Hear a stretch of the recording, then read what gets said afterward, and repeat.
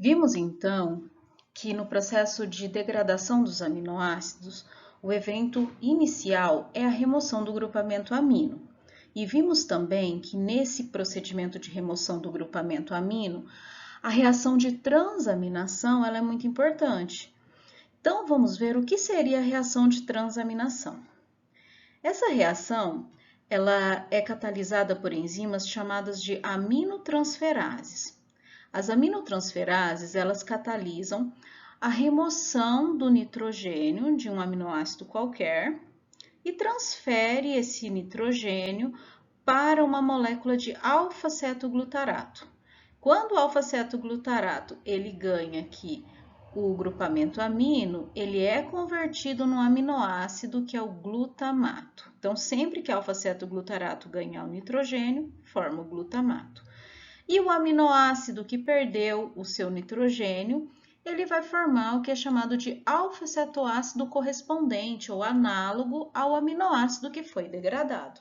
Então, ele pode variar dependendo de qual foi o aminoácido que está perdendo o nitrogênio.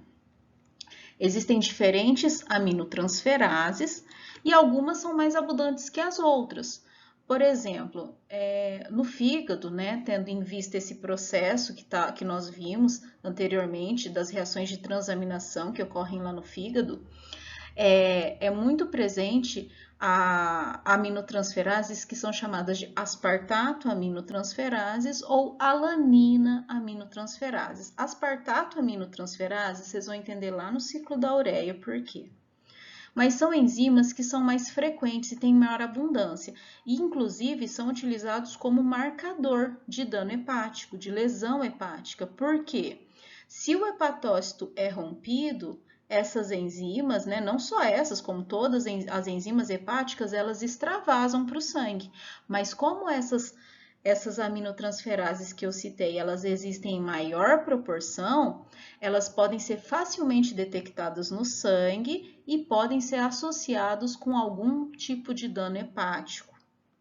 E aí as causas podem ser inúmeras, né, gente? Desde uma doença autoimune até, por exemplo, um medicamento que seja hepatotóxico ou que gere hepatotoxicidade naquele indivíduo. Bom, além disso, outra coisa interessante sobre as aminotransferases é que elas atuam somente na presença da sua coenzima, que é o PLP. PLP é uma coenzima que é derivada da vitamina B6, também chamada de piridoxina. Então, no organismo do animal, a vitamina B6 ela é transformada em piridoxalfosfato, que é o PLP, e ele é essencial nessa transferência do nitrogênio. E aqui, para vocês relembrarem novamente os pontos onde acontecem as reações de transaminação. Então, aqui nós vimos que tem transaminação e aqui também. E aqui, inclusive, nós temos a ação da alanina aminotransferase. Agora, nós vamos para uma outra reação, que é a reação que remove definitivamente o nitrogênio do glutamato. Então, vamos detalhar como ocorre essa reação. A desaminação oxidativa é uma reação que é catalisada pela enzima glutamato desidrogenase, que ela vai atuar em cima do glutamato, e como uma desidrogenase, que vocês já conhecem, as desidrogenases, elas são caracterizadas pela remoção de hidrogênios. Então, elas promovem a oxidação pela remoção de hidrogênios, porque quando a molécula perde o hidrogênio, ela está perdendo próton mais elétron, e se perde elétron, então ela oxida. Então, a enzima vai catalisar essa reação em duas etapas. No primeiro momento, o glutamato ele vai perder dois hidrogênios, esse daqui e esse daqui.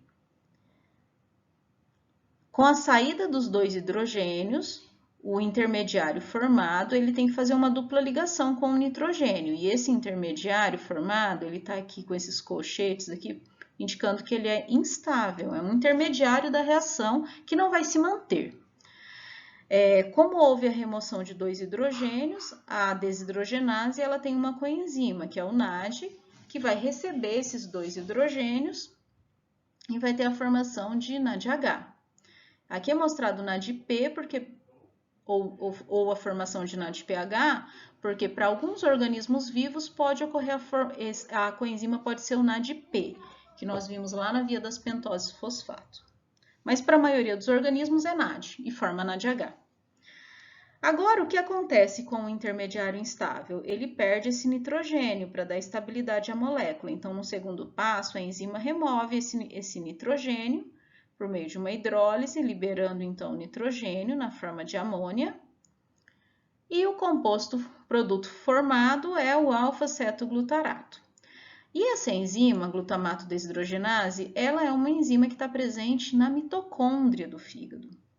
Então, significa que o glutamato que foi formado lá no hepatócito, ele precisa entrar na mitocôndria para daí, então, perder definitivamente esse nitrogênio. E esse nitrogênio, ele já é rapidamente encaminhado para o ciclo da ureia, que acontece no fígado e que inicia também na mitocôndria.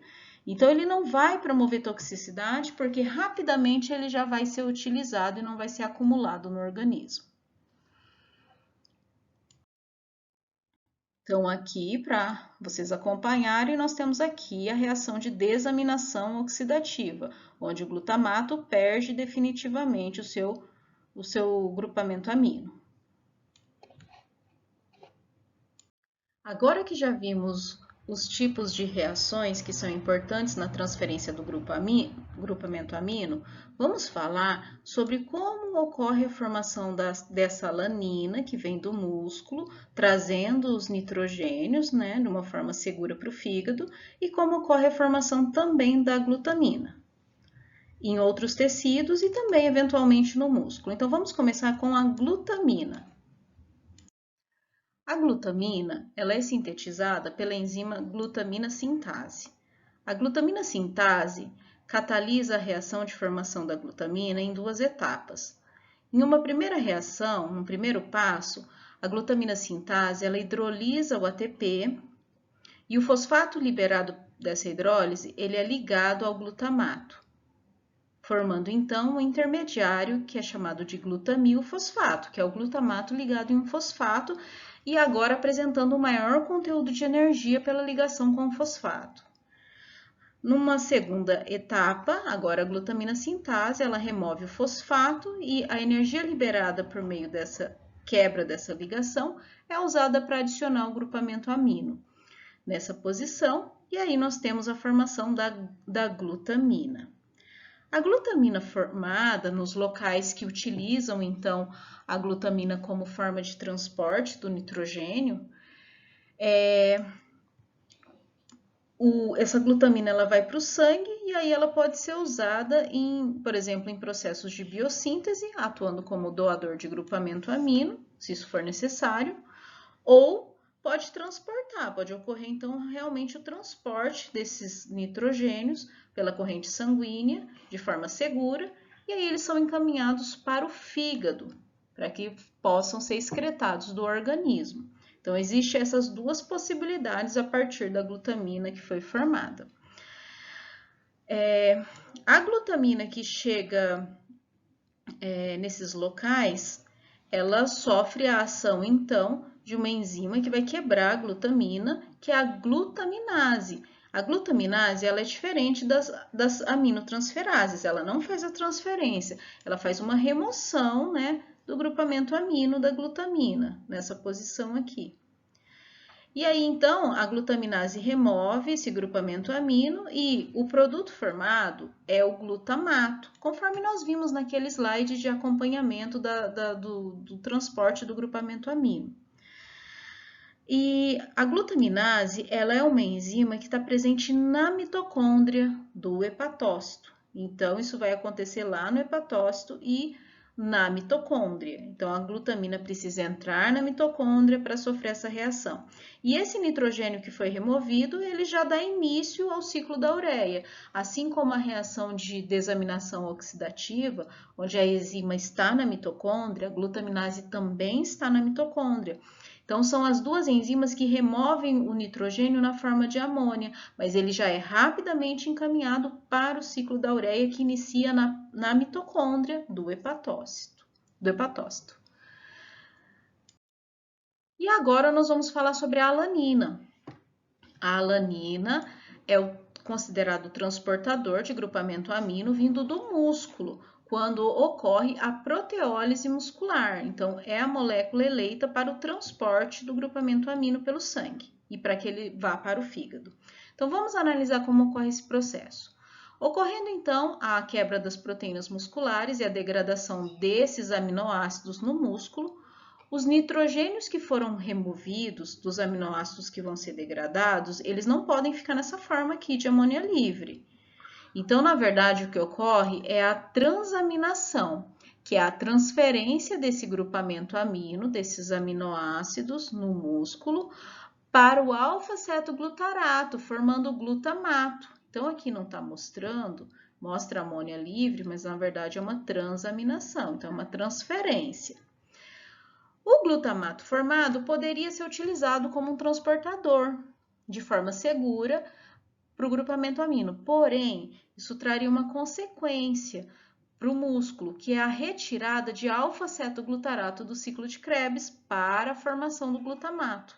E isso traria um prejuízo em termos de ciclo de Krebs nesse local, no músculo. Então, para evitar isso, no músculo, esse glutamato aqui que foi formado, e agora o nitrogênio dos aminoácidos que foram degradados está aqui, esse nitrogênio ele é transferido para o piruvato, por meio de uma aminotransferase, que é a alanina aminotransferase, que transfere então o nitrogênio do glutamato para o piruvato.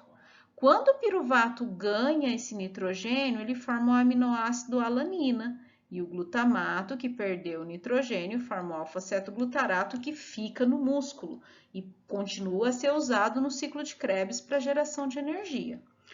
A alanina agora vai para o sangue e do sangue ela chega até o fígado, conforme nós vimos naquele slide de referência lá de toda a chegada dos grupos amino dos diferentes locais. A alanina chega e o que acontece com ela? Ela perde o grupamento amino por meio da ação de uma aminotransferase que vai fazer a transferência do grupamento amino da alanina para o alfa-cetoglutarato. E aí vai ocorrer a formação então de glutamato e a alanina, que perdeu o nitrogênio, forma o piruvato, o alfa-cetoácido piruvato. O glutamato, nós já vimos o que acontece, ocorre a desaminação oxidativa e o grupamento amino ele segue o ciclo da ureia. E o que acontece com o piruvato? Bom, o piruvato ele pode ser usado na gliconeogênese, se ela estiver ativa no fígado, e normalmente quando a proteólise muscular está mais ativa, então a gliconeogênese provavelmente estará também mais ativa. Então, o piruvato é usado como precursor para a gliconeogênese hepática. A glicose formada, ela vai para o sangue, e do sangue ela pode retornar ao músculo. E aí essa glicose no músculo pode ser usada novamente na via glicolítica para a produção de energia, formando novamente o piruvato. E aí nós fechamos um ciclo, e esse ciclo ele é chamado de ciclo da glicose alanina. E ele descreve um processo que acontece entre o músculo e o fígado, permitindo então o transporte seguro do nitrogênio, dos aminoácidos que são degradados aqui no músculo, para que esses nitrogênios sejam encaminhados aqui para o fígado de forma segura para dar início ao ciclo da ureia. E ainda mostra que o piruvato que saiu do músculo pode ser usado como precursor para a gliconeogênese, o que seria uma vantagem. E aí ele poderia retornar aqui para o músculo para ser novamente utilizado.